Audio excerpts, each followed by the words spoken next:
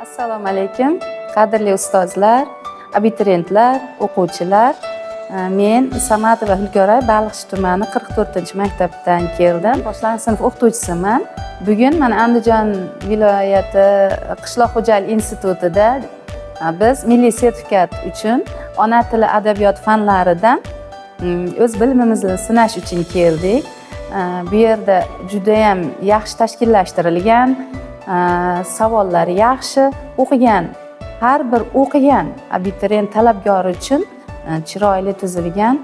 Bu yerdagi tashkilotchilar, nazoratchilar hammasi yaxshi muomalada bo'lishdi.